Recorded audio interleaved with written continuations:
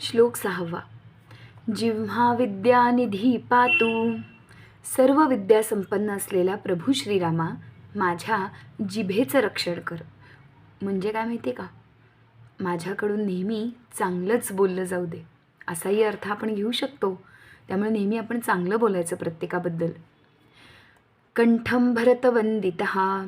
भरतानी ज्याला वंदन केलं अशा प्रभू श्रीरामा, माझ्या कंठाचं म्हणजे माझ्या वाणीचं, आवाजाचं रक्षण कर.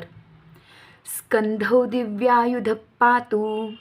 दिव्य शस्त्रधारी असलेले प्रभू श्रीराम, पराक्रमी. मागच्या एका श्लोकात सांगितलं होतं की नाही, बाण धनुष्य हे सगळं धारण करणारे आपले प्रभू श्रीराम, माझ्या खांद्यांचं रक्षण करा. भुजौ भग्नेश कामृकहा.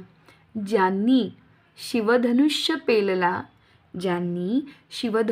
पेलला सीता स्वयंवराच्या वेळेला, अशा प्रभू श्रीरामा, माझ्या या बाहूंचं रक्षण कर.